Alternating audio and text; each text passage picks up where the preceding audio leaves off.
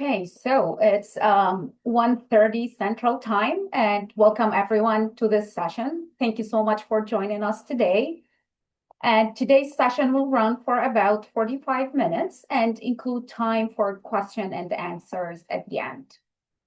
Please use the chat for any questions or tech needs, and we are really excited to have you here.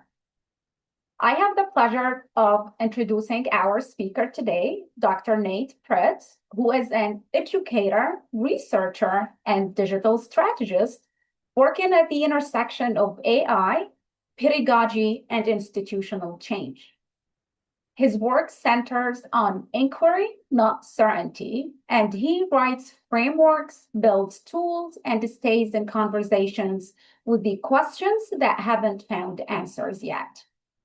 Dr. Pritts is a professor and a program chair for first-year writing at the University of Arizona Global Campus and a faculty fellow for AI strategy. He is the author and co-author of 12 books, and he also served as an editor for 2 other books. And also, I would like to say that he was my boss, and I really enjoyed working with him. Welcome, Dr. Pritts, and you will be leading this session as the main presenter. Yeah, thank you so much, Hazar. I appreciate you all taking time to come here today. And I want just for a moment for all of us to appreciate my little beagle Juniper, who is at daycare right now. She shares my office with me, and if she was here, you'd hear her, and it would constantly throw me off. So she's visiting with friends today, and we're going to be able to get through this presentation. I'm going to share my screen. And all right. So I want to start with a question that I'm hoping you guys can answer for me. Something we think about all the time when we teach online or on ground. What makes the best instructors the best? Or put another way, are there any particular practices or strategies that we can codify, replicate, and amplify? If you've got a second, I'd love it if you could type in the chat. I'm not going to look at the chat while I'm presenting, but if you could type in the chat 1 or 2 things that you think the best online instructors do, something very particular, very specific, that you think the best instructors do or should do. I'll be interested to look at that later when we have time for the Q&A at the end. We can kind of figure out how things match up. This is not really a rhetorical question. I'm hoping you'll type something in, but it's also for those of us who administer programs, teach. It's a real question, one we face every day, and it's grounded in curiosity and urgency. Because when you're staring down a dozen discussion posts or fielding late assignments, trying to keep learners engaged, you want to know what actually works, and you want to know how to scale it.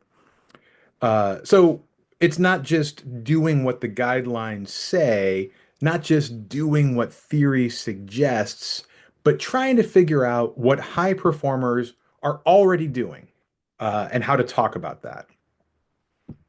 So for today's session, I'm going to share some research that my co-researcher, Dr. Hazar Shehadeh, and I performed. We looked at instructor practices through the lens of progression, which seemed to us a pretty clear, measurable indicator of student success. In particular, we focused on first-year writing courses where progression is both crucial but also historically a little uneven. Student progression refers to the process of guiding students through the necessary coursework to fulfill graduation requirements. Yes, in this study, we define progression rate as a student's active attendance in a subsequent course within 2 weeks of the previous course's end date. This definition allowed for a more precise measurement of course-to-course persistence, distinguishing it from other retention metrics. We basically wanted something clean that we could look at.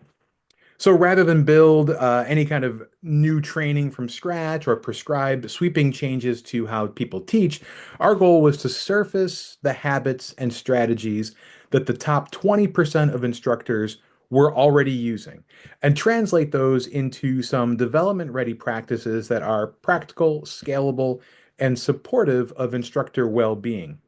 So, what I'm going to do is share some of the findings from that research study, analyzing the practices of that top 20% of instructors in these two particular classes, identified by these progression rates.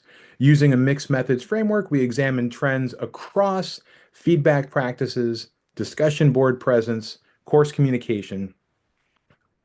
By translating these high impact practices into a set of low resistance habits, concrete, achievable behaviors that fit into existing course shells and workflows, we hope to offer a practical, scalable model for faculty development grounded in real-world teaching practice.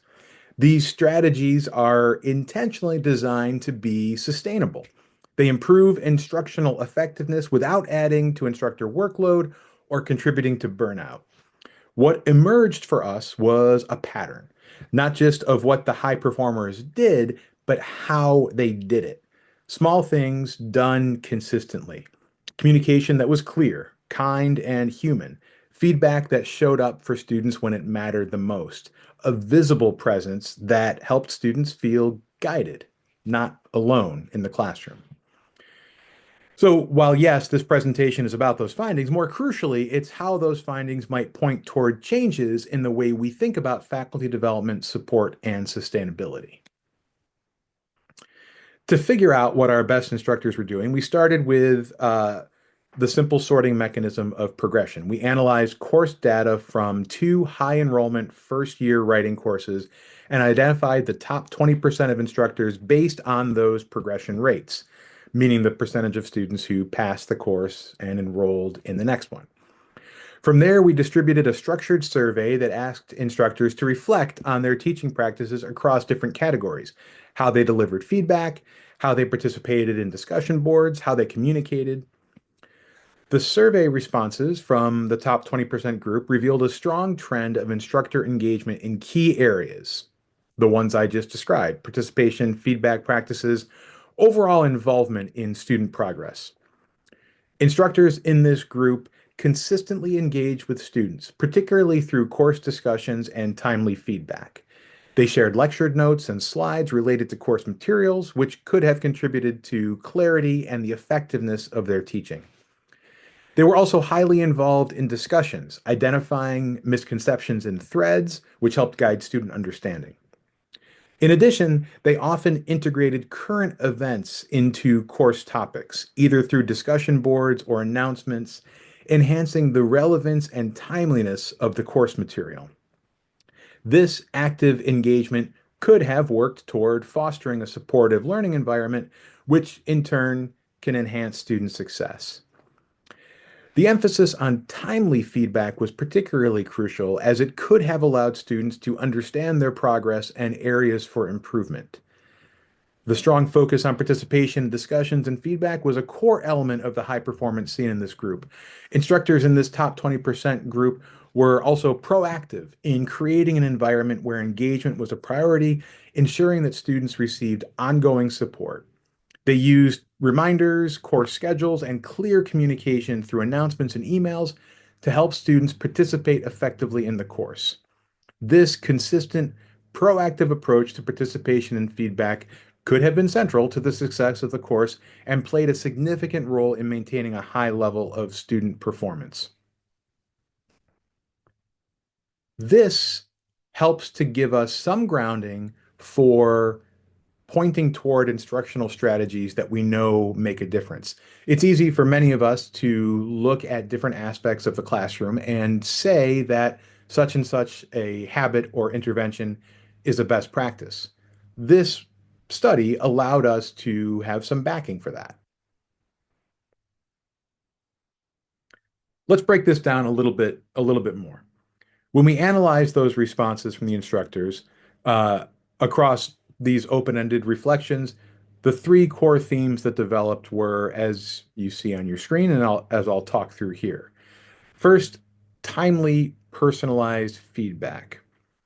What set the high-performing instructors apart wasn't just that they left comments, it was how fast they responded, how personal their feedback felt, and how consistently they framed it to support next steps. Many referenced a particular turnaround window, like responding within 48 hours, even when policy allowed for more time.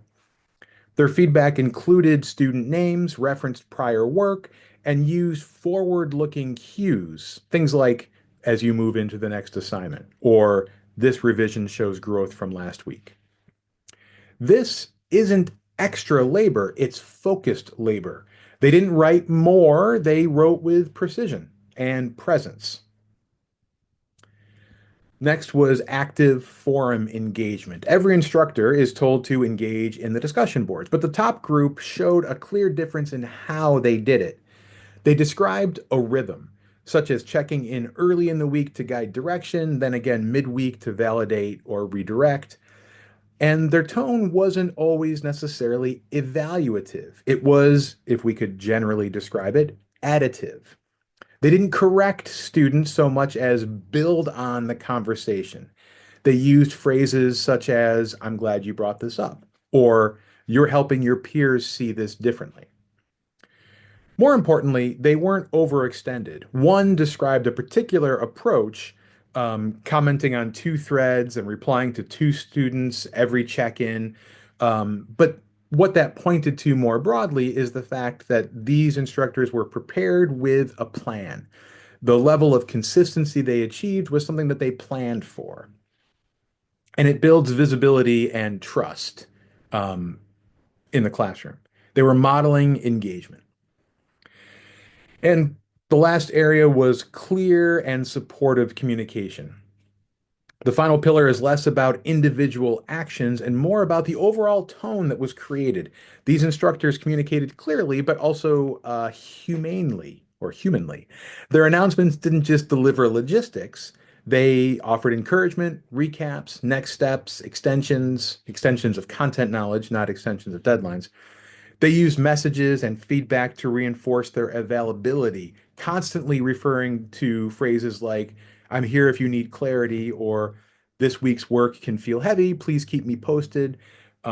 Keeping that message at the front of communications with students was helpful. One instructor shared that they send, for example, a quick check-in message around week 3, especially to students who've fallen quiet. Not as a warning, not as what you might think of as a typical nudge, but just as a way to reopen the door and re-engage. Across the board, communication from this top 20 group felt intentional but light, just enough to create warmth and connection.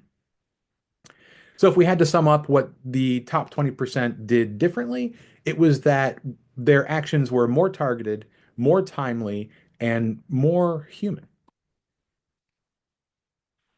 Too often, professional development treats effective teaching like a finish line, or worse, a compliance box. But what we're seeing in these findings is something different, a collection of small, repeatable behaviors that can be shared, modeled, and built into a faculty member's practice without burning them out. That's what we mean by low resistance. These strategies don't require new platforms or redesigned shells or more hours. They require focus, clarity, and intention, but that's what good faculty development can support. We're looking for sustainable shifts, not massive overhauls. If we're going to bring these habits to more instructors, we need to frame them as adjustments rather than transformations. Low resistance habits are easy to adopt and fit into existing teaching routines without major changes.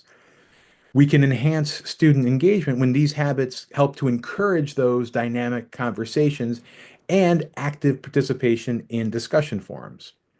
And we support student retention, we support student metrics overall when we can ensure that these habits align with some of the theories we're talking about, but also just fostering academic and social integration, boosting overall well-being and persistence. All of these approaches that I've been talking about are designed to keep the workload light, but the impact high. Because I think the key here is not telling instructors what to do, but offering them models of what good looks like and inviting them to practice in low stakes ways. I often talk with faculty that I oversee about better practices, not best practices. Best practices seems like it's an endpoint, like it's the one thing or the only thing. And having a conversation along the lines of identifying and sharing better practices might allow these types of PD efforts to feel more achievable.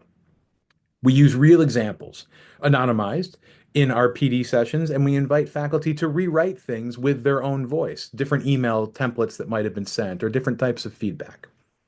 We can structure feedback sessions where instructors exchange 1 week of announcements or discussion posts and reflect on tone, timing, and clarity. They can look at models and compare them with their own. And another thing that's really important is to pair new instructors with mentors, seasoned instructors who can model presence without overextension, especially in the first few weeks of a course. I think it's very natural to find new instructors who have an uncertainty about where to apply their efforts in the classroom, where to get sort of the most bang for their buck. This study helps to point the way, but also mentors are a great way of helping people to understand that you don't want to burn yourself out on day one when you still have to think about day two, three, four, five, etc. ad nauseum. So if we center faculty development around practical modeling, curated examples, and real-world constraints, we move closer to a culture of sustainable improvement, not overload. So the question isn't how do we get every instructor to do all the things, but the question is how do we support instructors in doing the right things in ways that are human, sustainable, and real? If there's one thing that I hope this study can help to reinforce, it's that impact doesn't require overhaul. The most effective practices weren't novel. They were sustainable, intentional, and repeatable, which makes them teachable. And I should point out that our top 20% that we surveyed and studied for this were our associate faculty, our adjuncts. And so, again, that lends credibility to the sense that the interventions and strategies they were employing were possible within the confines of their contractual requirements. These weren't full-time 90-hour-a-week faculty that were doing these things. So the next step is about moving from observation to adoption, not just identifying what our best instructors do, but building support structures that make it easy for them to do it. We've talked about how we can create these low resistance teaching habits. We've shown how these focus on teaching behaviors. I want to think a little bit about how we can make this scalable and adaptable. I think for faculty support teams and mentors, this means that we incorporate high impact examples into our training materials, but frame them as try this, not do this. We need to create low stakes modeling spaces where instructors can practice feedback tone, announcement writing, or discussion replies and get peer input. We can offer sort of a menu of resources, a list of options that instructors can adopt or adapt rather than a fixed prescription. The idea isn't to standardize voice or strip away personality, but it's to help instructors find their version of what works. For department chairs and leadership, we need to recognize that high-performing behaviors are happening within existing constraints. The lift is light, but the payoff can be high. So encouraging peer mentoring that centers on practical habit building, share one example, share one practice, share one thing that worked. And we can use metrics, data to surface exemplars, not necessarily to rank instructors, which I realize for the purposes of the study is something that I sort of had to do, that Hazar and I had to do. But we were hoping to get not at some sort of evaluative judgment about individual instructors and more about what are they doing and how can we find it out and share it. It's about growth that is grounded in reality. And I will mention that while this study focused on first year writing, the principles behind the teaching scale. Feedback that's timely and human, discussion presence that models learning, communication that opens a door. These apply across disciplines, across modalities, and across teaching experience. So by anchoring development in what instructors are already doing and building from there, we support student success, we protect faculty energy, and that's the balance we're after. So what we've seen is that high performance is not really a mystery. It's a pattern. When instructors consistently show up with clarity, care, and structure, when they give students feedback that's timely, when they're visible in the discussions, when their announcements sound like they're written by a person and not a robot, students respond and they stay and they succeed. But here's the thing, none of this is hidden. Institutions already have high performers in the system. The opportunity here is to make those behaviors visible, make them actionable through mentoring, through professional development, and through intentional design. We're not looking for a new model. We're looking to help fuel a better lens for looking at practice and sharing it. So we don't need to keep pushing universal frameworks. We need to focus on what people can do day to day, what they can do tomorrow, what you can do later on when you're in your classroom. An email you could revise to sound a little bit more human, feedback that you could sort of warm up to make sure it lands better, discussion replies that you could write a little earlier or a little more often.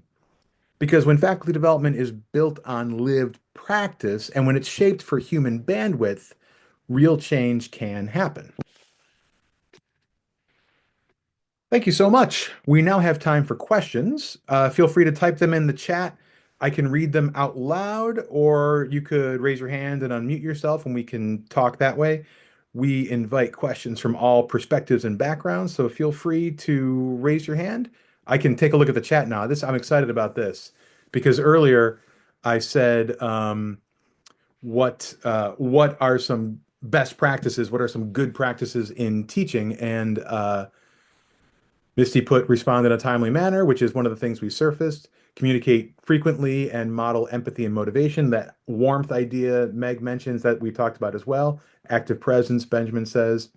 Um, Evan's talking about engaging the student audience, challenging them while also keeping them motivated and focused. Uh, Ollie likes to break the rules when needed, and I think that's an interesting aspect to this that was probably not going to surface. Let me share in the chat, if I can, a direct link to the published study that I'm drawing on. Again, Dr. Hazar Shehadeh and I were co-authors of that. Um, what we did after the fact, after looking at that information, was to try to figure out what that tells us for faculty development. That's what I wanted to share with you all today. But I think what you'll see if you look at the paper, even if you skim it, is that because we used an instrument that asked instructors to reflect, we understand that we were potentially introducing a bit of a flaw into the system, right? Because instructors are going to report what they do, but they're going to potentially report it in some slightly more positive sounding ways. Interestingly, the study itself also looked at, um, also surveyed instructors with the lowest 20% progression rates. And again, this was all anonymized, but it was interesting for me, just kind of as a validation check, that they were seemingly very honest about what they weren't doing and should be doing in the classroom. So it was to me, I feel like there was some fidelity there that people were honestly reporting what they were doing. But again, I understand that that might be slightly off. Yeah, the community of inquiry framework is something that we model and is very important to us at my university, and I know it's something that a lot of institutions model as a way of faculty development. We've got plenty of time. If there are more questions, I'm happy to jump in. Benjamin, it sounds like you might have Yeah, some. I have a question for you. So we're doing something similar at Excelsior University where I am, and so this is all the ideas you're talking about sound very familiar and are very similar to ours as well. I'm curious about kind of the rhetorical side of this. How are you, and you've touched on that with low resistance practices a little bit. How are you, really getting faculty on board with this? And how is that working? Are they adopting it eagerly? Has there been resistance to that? Yeah, that's a great question. And this is not something that we've been able to start to roll out institution-wide just yet. We're starting to develop this idea of um, everybody always has research backing for the practices that they talk with their faculty about. But this surfaced something very particular and local to our LMS, to our student body, to our faculty, to our curriculum. And so figuring out what we're going to do with this and how this is going to roll out is something that's still very much in process. I will share, though, that with my own faculty pool, I oversee about 100 adjuncts and a few full-timers. And one of the things that, as I shared in the presentation, that we often talk about are better practices, not best practices. And I think one of the ways we get to that is by looking at particular, repeatable, specific strategies. And I think that's, to me, one of the insights of this is that we're not looking at top-down, far-ranging, sweeping changes in how you manage a classroom. We're looking at one particular thing you might try to do better on a daily basis, codifying those things. And so to me, I feel like that's actually been incredibly successful. Over the last couple of years with my faculty pool, we've focused particularly on training to specific habits or interventions. And we can, at the end of the year, pull data and see that they're doing these things and these things are making a difference. And so, I feel like underneath your question is always is the idea of how do we motivate people to jump into that cycle of continuous improvement? And that's something that I feel like I don't have the pat answer for, but it's to me it seems like sharing examples and focusing on particular elements is one way to start to put this into action pretty immediately. Yeah, yeah, I like that. In fact, I think the idea about mentoring is really especially important. I find that new faculty, at least new to us, often don't have a good idea what things concretely look like. Like, what is a good discussion post? How does that look? And so, I think you're right about examples being very concrete helps a lot with that. So that's great.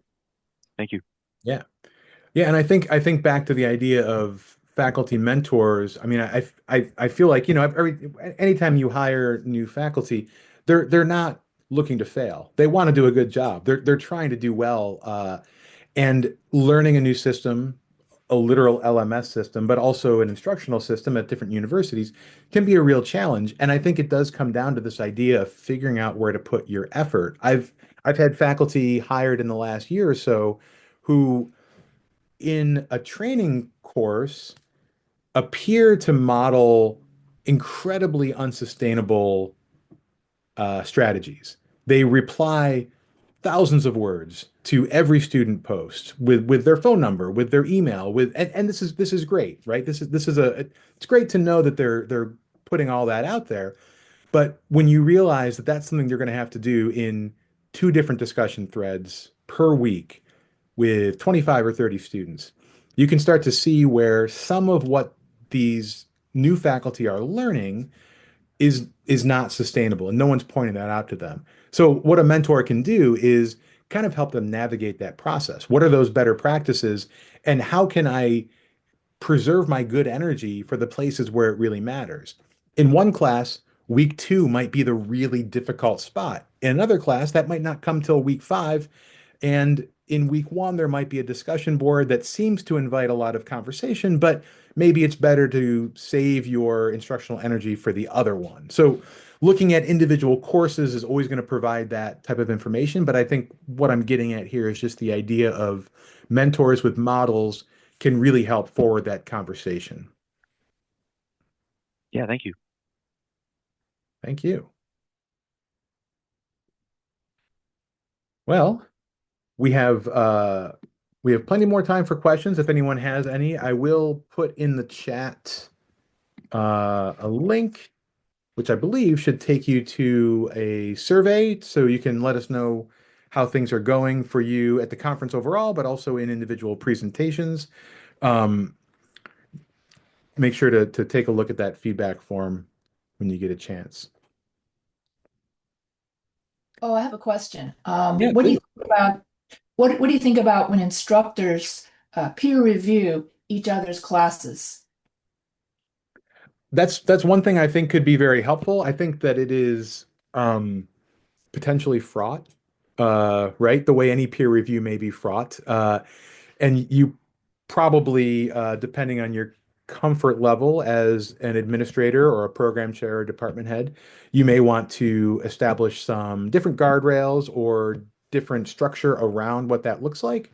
But I do find generally that creating a peer review structure where it's more than one-on-one. I don't like to model a sense that one particular instructor is looking to one other particular instructor as their peer model. I like to put smaller groups together, do norming around the way a discussion board post might work or the way grading might work on a particular assignment.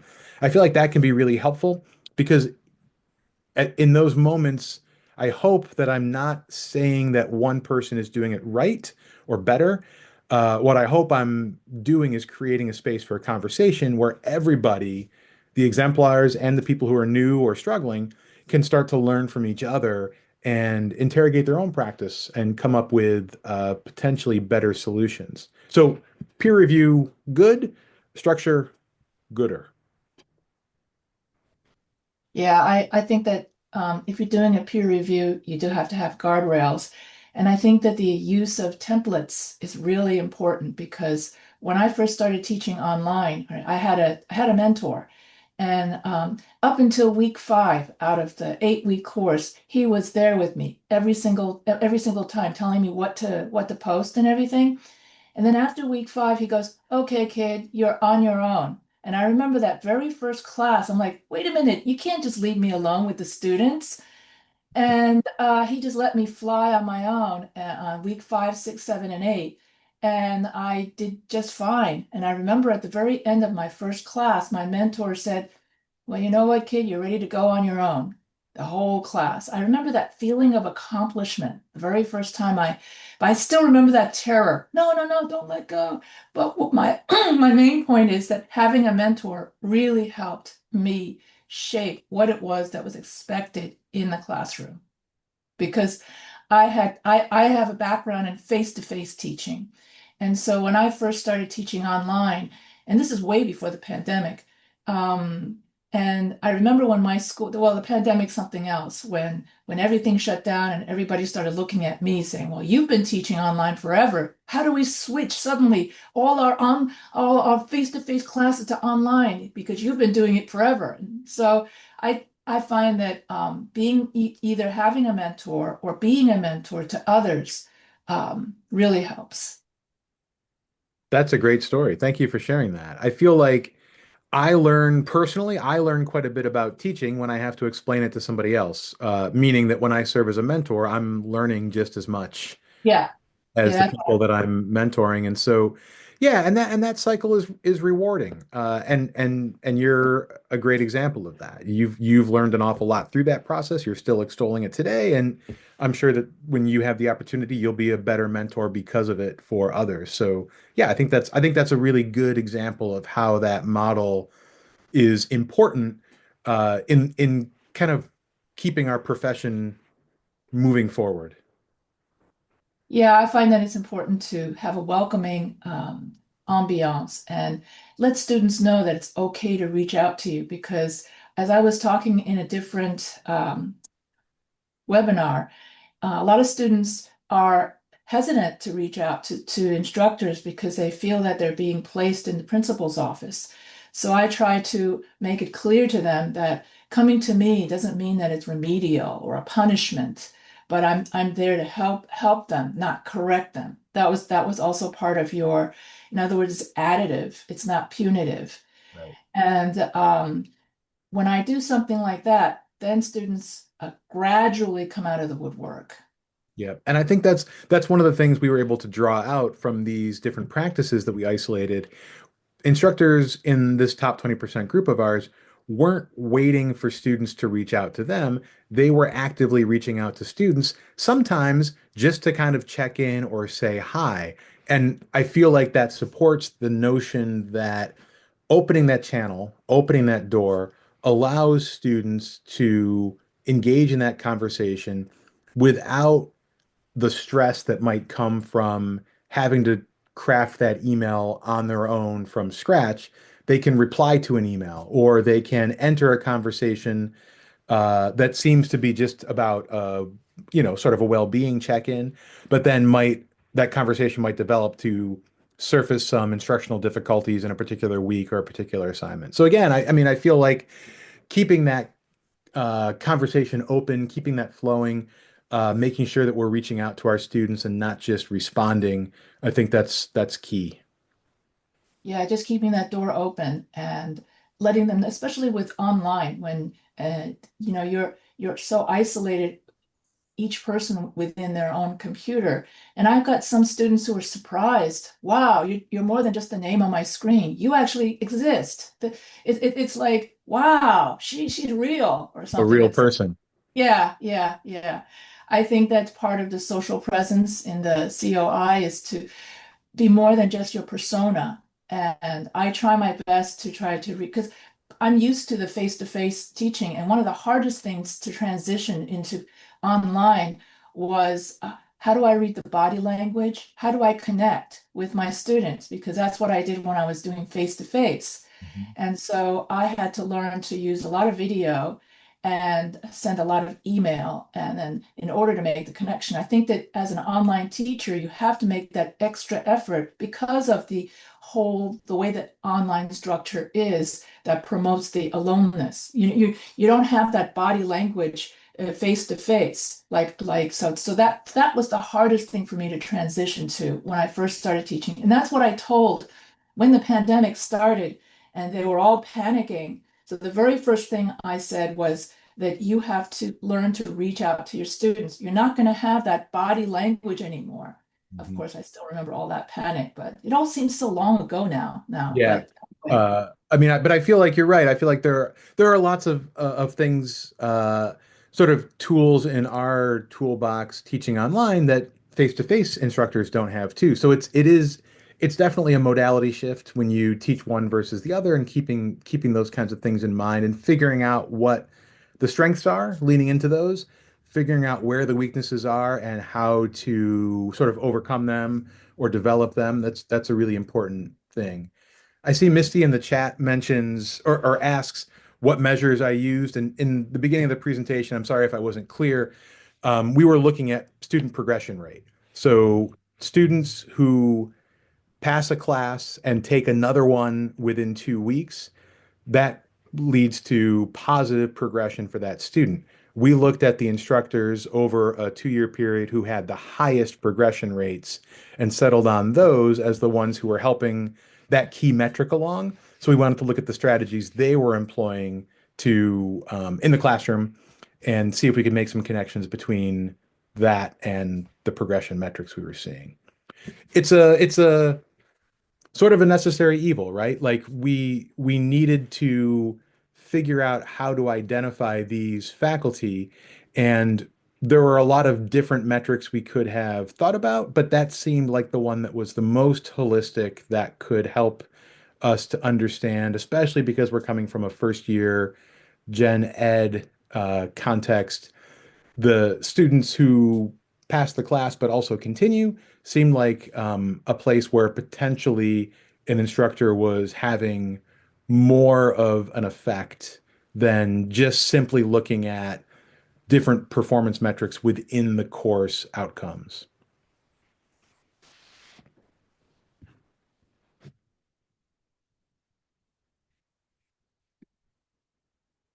Well, I put the link to the article where you can look at our results and read a little bit more about some of the methodology if you're interested. I'm going to throw my email address there in the chat too. Happy to continue this conversation or to connect with anybody about this topic or really any others. I'm always happy to chat. Um, and I appreciate your time today. And perhaps I'll see you around the hallway here in another session coming up. But thank you.